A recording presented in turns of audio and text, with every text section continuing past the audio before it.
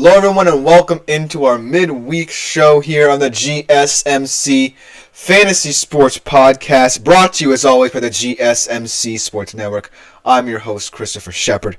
Thank you all for tuning in. Happy Wednesday, like I mentioned, our midweek show to you all.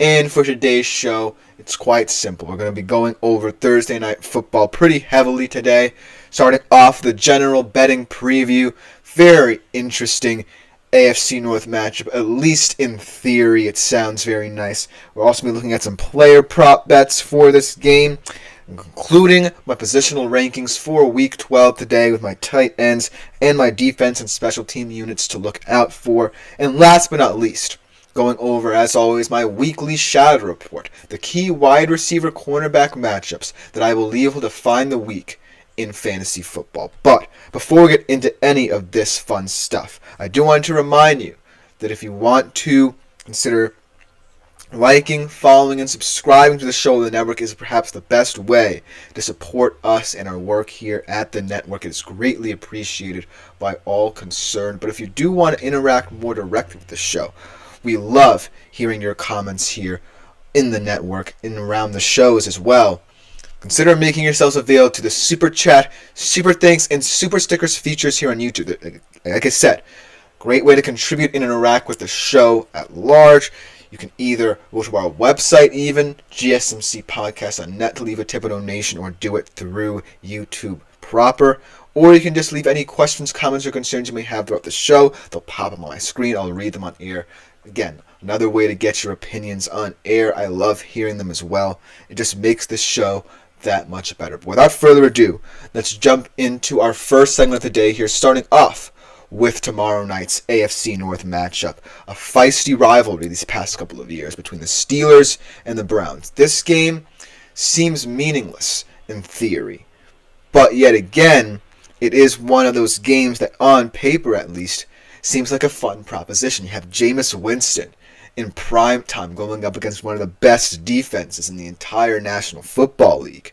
And then Russell Wilson in prime time trying to get that deep ball going, his trademarked deep ball, with all these fun new weapons who seem rejuvenated by his presence on this team against a Browns secondary that a lot of people thought was going to be one of the best in the league, but simply have not played like they did last year, and definitely feels like they can be got this year a lot more easily. So I feel like this game, since it's a divisional game, since it's a primetime game as well, could be a lot more fun than people expect. However, Vegas does not share that same sentiment with me, it seems. This, from a betting perspective, does not necessarily look like the most appealing game because both of these teams are at different points in their season. The Steelers probably wanting to firmly cement themselves as a true AFC playoff contender, and the Browns wanting to see out the season and, at best, probably steal a game or two with the fun that Jameis Winston brings at the QB position. But this game, I don't necessarily think will be that game. In terms of betting, Pittsburgh is a 3.5 point favorite. The over-under is 38.5. Pittsburgh minus 200 to win. Cleveland plus 170. So as you can see, not necessarily a very generous betting structure for this game from Vegas. Because of the fact, like I said, even though this is a divisional game, it's not necessarily one in which a lot of weight is going to be placed. Let's say the Steelers do lose. I don't necessarily think, it's a bad loss in terms of where they stand in the AFC North. It could be a bad loss for seeding, but they have that tiebreaker again over the Ravens. And even though the Ravens have a pretty much easier schedule down the stretch, I would still favor the Steelers just because, like I said, that defense is something special and it put in its best performance last Sunday against the Ravens in that game. And as for the Browns, the most exciting unit that's going to be stepping onto that football field outside of that Steelers defense might just be these Browns receivers. What I've seen from them since Jameis Winston stepped in at the QB position is reinvigoration and kind of turning a new leaf in that Browns setup. As I remember, during the offseason, they bring in Jerry Jeudy thinking that he can kickstart his career in a new home, but throughout the year, he hasn't really looked like that receiver who they thought he would be. Elijah Moore, always been kind of that wide receiver 2 role, but never really had solidified that position. And of course, you had David Njoku, who everyone knows can be a premier tight end in this league, but just hasn't had the opportunity, whether through inconsistent quarterback play or just injuries as well.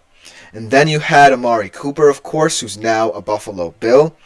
So, as you can see, this whole season has kind of been a revolving door at the receiver position for the Cleveland Browns. They haven't had consistency, but over the past couple of weeks, ever since Jameis stepped into this role as this kind of quote-unquote bridge quarterback, there's been more excitement surrounding this Browns receiving core.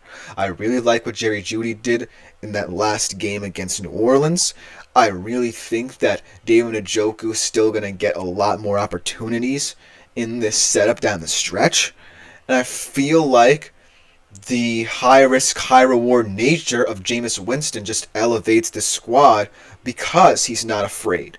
He's not afraid to attack you, and it's something that's going to have to be a part of his game against this very tough, very fearsome Steelers defense. So look for the Browns receivers to try and make as much noise as possible, much like they've done over the past couple of weeks, to try and keep them in this football game. I really believe, and I forgot about another guy, Cedric Tillman, a younger guy coming into his own in this team as well. So overall, when you look at this Browns receiver core and what they've been through this season and what they've been through over these past couple of weeks ever since Jameis Winston stepped in, this is a really intriguing unit here. And whatever happens down the stretch in the long term, I feel like at least they know that these receivers are capable of functioning in an offense that functions for them. So it's just a matter of finding some modicum of consistency in the future for these receivers to operate.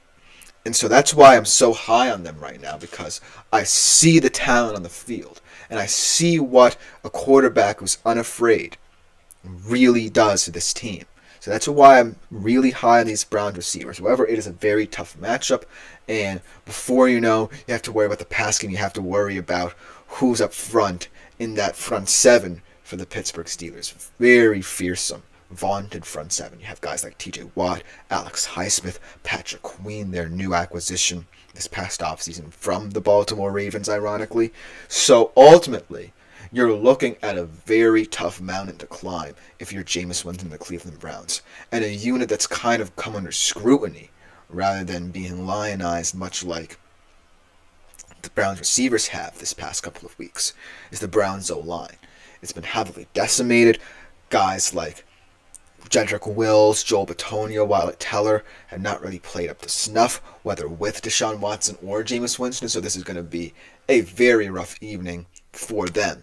However, the reason why I feel like this is going to be a fun game in nature is because it is a divisional game. I feel like, no matter what the Cleveland Browns are right now, they are a team that can play spoiler here. Yes, their defense, like I said, is nowhere near last year's unit, especially in that secondary, which scares me because on paper they should be the best unit in the entire football league.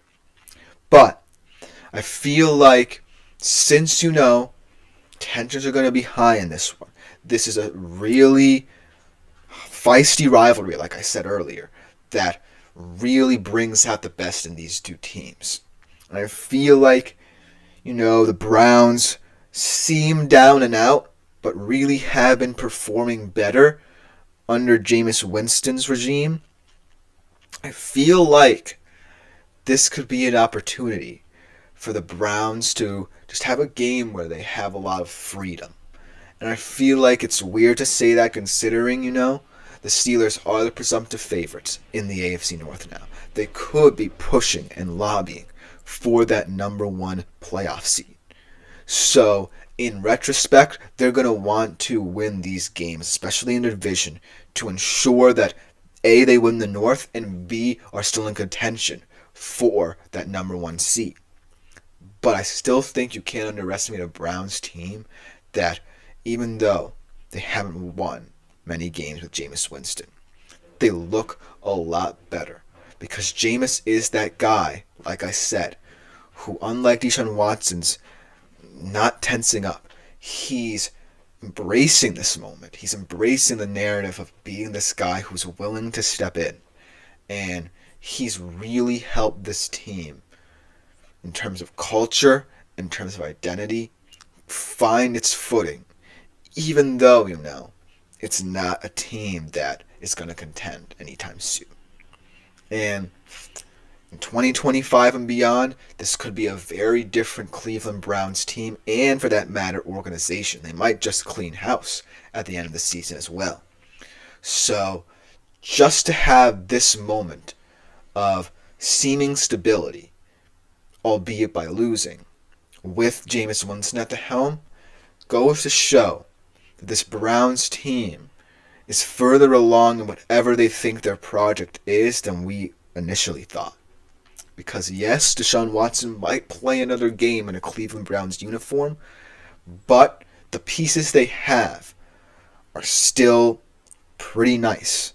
They're pretty functional when you can get them going in that system. And I like all of those pieces. So I'm really excited to see what they do against this Pittsburgh Steelers defense. But that being said, I just think that Pittsburgh's a better team right now. I haven't even talked about their offense in this segment at all, but I still think that Russell Wilson's going to want to take advantage of those deep shots of George Pickens. I still think, the defense is going to get to Jameis Winston more often than not. I still think, the Steelers are a true AFC playoff contender, and they're going to prove it in games like this down the stretch. And that's why I have to pick the Steelers to win outright. I'm taking the points with them. They just feel like the safest bet here, even though anything can happen in this division week by week. But I still have to take the Steelers. They just look like the more well put together team. Mike Tomlin's doing an incredible job coaching them, so I can't ignore that factor. Let me know what you think in the comments about this particular game here. Really interested to see how it all plays out. But coming up next, we stick with this game from a prop bets perspective. A lot of players and storylines in this one that I want to cover. So don't go anywhere. We'll be right back after this short break. I feel like I'm losing my mind. Is everybody in the world blind? Please, Lord, give me a sign.